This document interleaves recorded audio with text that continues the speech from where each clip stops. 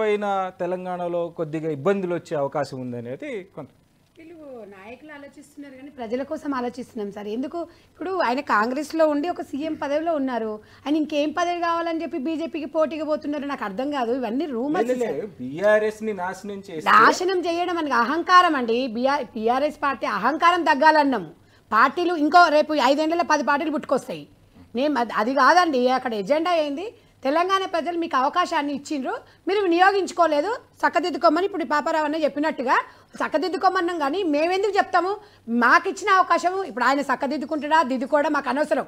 మేము తెలంగాణ ప్రజలు మమ్మల్ని నమ్మి ఓటేసిరు ఇన్ని పార్టీలు ఉన్నప్పుడు, మాకు అధికారంలోకి వచ్చినాము, మేము ఇచ్చిన హామీని నెరవేర్చాలి, మేము వాళ్ళకి ప్రజలకు అనుకున్నట్టుగా పాలన జరిగితే మా దగ్గరనే మాకే వాళ్ళు 10 సంవత్సరాలు 20 సంవత్సరాలు కూడా మా వెంటనే కాంగ్రెస్ పార్టీ వైపు ఉంటారు. ఇలా బీజేపీకి అడ్వాంటేజ్ అవుతుందా లేకపోతే జాతీయ పార్టీ? ఇలా బీజేపీ పార్టీ తెలంగాణలో కాళ్ళ కింది తలకాయ మీదకి చేసినా అధికారంలోకి రాదు సార్. ఇవాళ ఏ నిరుద్యోగులు అయితే ఇలా ఈ 8 సీట్లకు కూడా ఇలా బీజేపీ పార్టీని నమ్మిందంటే చదువుకున్న పిల్లలు నిరక్షరాశ ఎక్కువైపోయి నిరుద్యోగులు ఎక్కువైపోయి ఇవాళ ఓటేసి కొంచెం మోడీ మీద నమ్మకము లేకపోతే మాకు జాబులు వస్తాయనో సంవత్సరానికి 2 కోట్ల ఉద్యోగాలు అని చెప్పినదానికో కొంత యువత మొగ్గు చూపొచ్చు. నేను అనేది ఏంటంటే అంత మాత్రానికి ఈరోజు బీజేపీ పార్టీ పుంజుకొస్తుందో లేకపోతే ఏదైనా కాదు.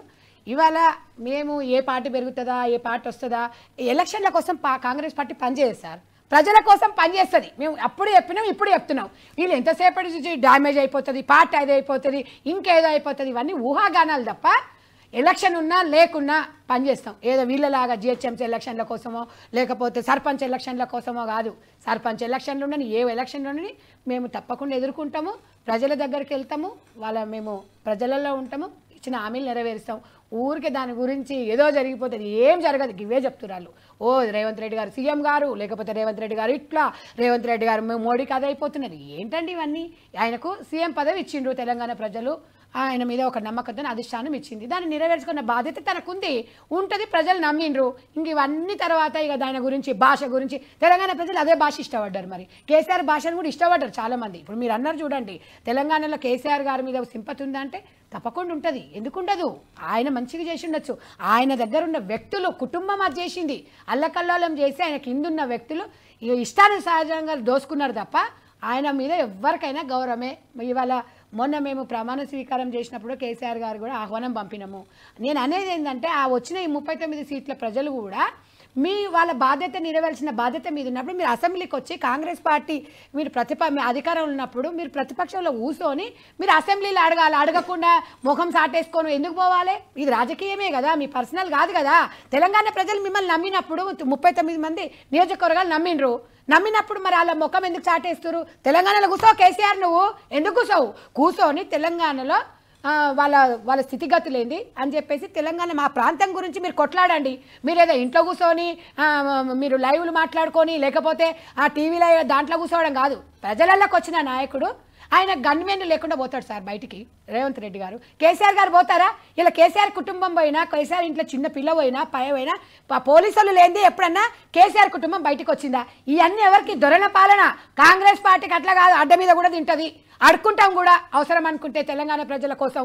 కాబట్టి మనోభావాలను వాళ్ళు దెబ్బతీసే విధంగా మాట్లాడుతున్నారు తప్ప మాకు ఇప్పుడు ఏ పార్టీల గురించి వద్దు. ప్రజలదే మాకు పార్టీ, ప్రజల వాళ్ళ శ్రేయస్సు మాకు కావాలి.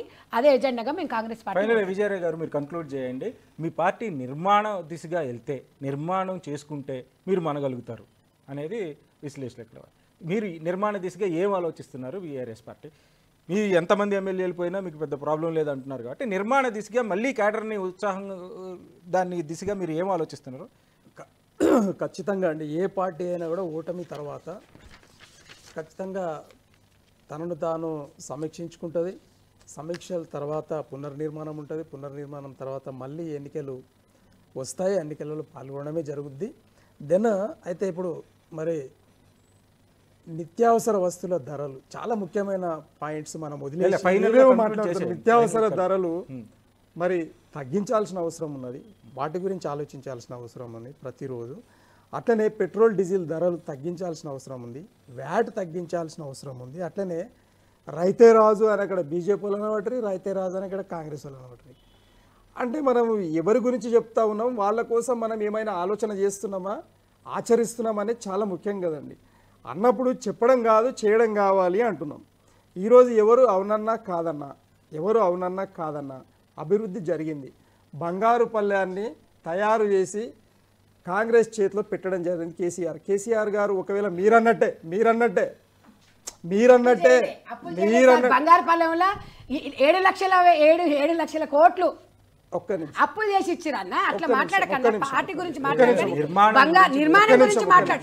బంగారు పల్లెంలో నువ్వు డబ్బులు పెట్టించినావు అంటే తెలంగాణ ప్రజలు నవ్వుతారు. మళ్ళీ అది బీఆర్ఎస్ పార్టీ తప్పిదామని పోతుందన్న.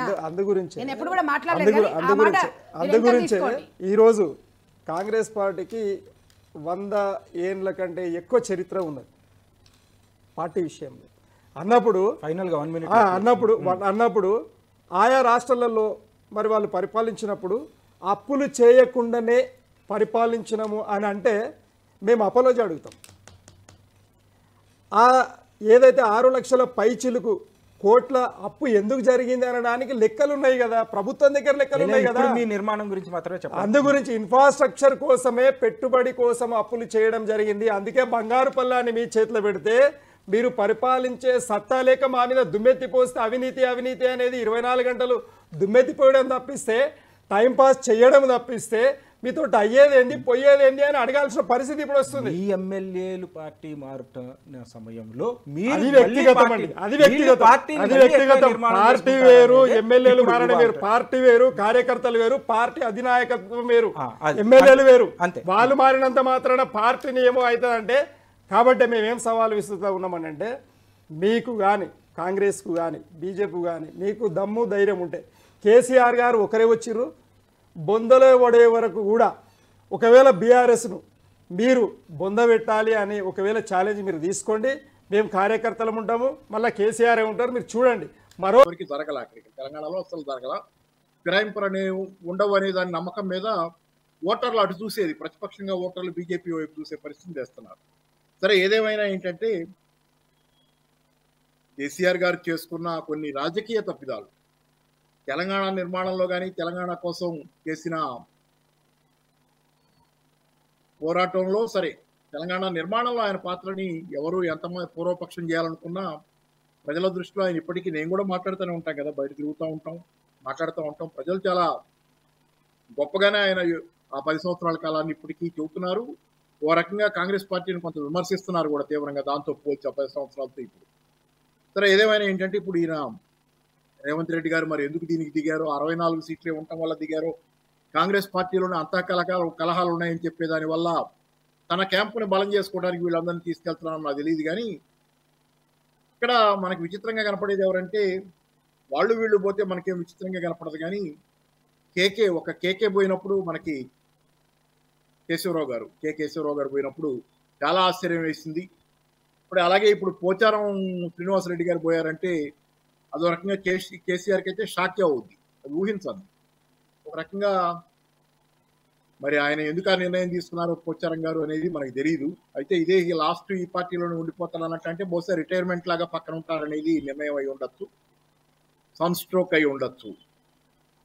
కుమారుడు ఆ పార్టీలో చేరిన క్రమంలో ఒత్తిడి వల్ల కానీ చేరి ఉండొచ్చు. ఏదేమైనా ఏంటంటే ఈరోజు అలాగే మనకి శాసన మండలిలో ఉన్న పెద్దలు, స్పీకర్ ఆయన పేరు